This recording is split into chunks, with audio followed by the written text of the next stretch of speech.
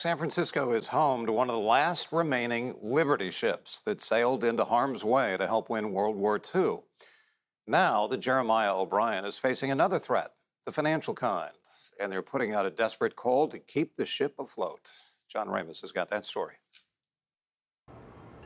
Most museums try to preserve history by freezing a moment in time, but the Jeremiah O'Brien Liberty ship is different. It wants to keep things moving, and it's facing a lot of challenges to do that.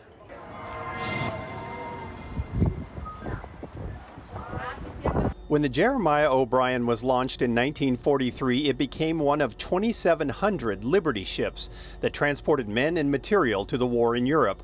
With a crew of 56, they were constantly under threat from swarms of German U-boats trying to sink them. And the O'Brien was front and center, delivering troops to Omaha Beach on D-Day. This ship was right between the Texas and Augusta, a cruiser, and it was shelling the beach, you know, the emplacements on the beach.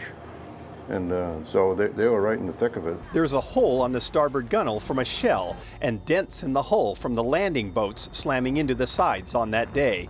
John Eaton, the ship's chief engineer, says you can feel the history as you roam the narrow passageways. Everywhere you walk here, you walk in the footsteps of people who have lived it for real.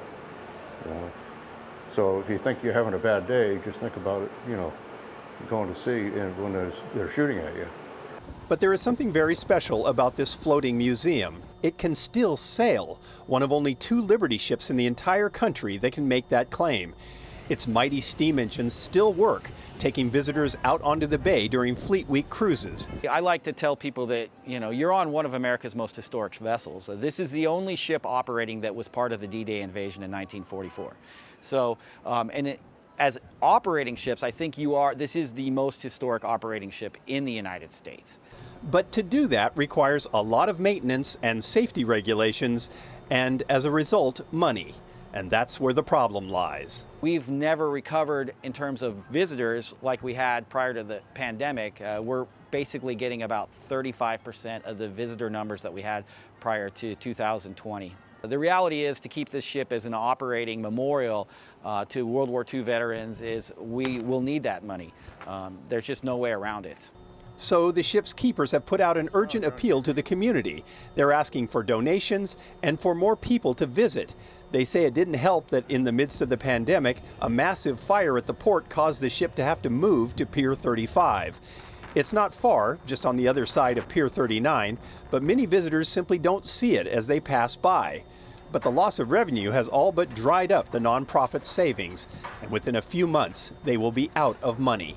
To think that it would stop operating, especially considering everything that it represents, the history, our World War II veterans, it's unimaginable that this ship might shut down. We need help, and our hearts and hands are open. We need help. We need to preserve this piece of American history. Most of the old Liberty ships were cut up and scrapped for their steel. They don't think that would happen to the O'Brien, but it would be hard for those who have worked so hard to keep the old girl sailing to see her engines silenced, tied up to a dock, never to move again.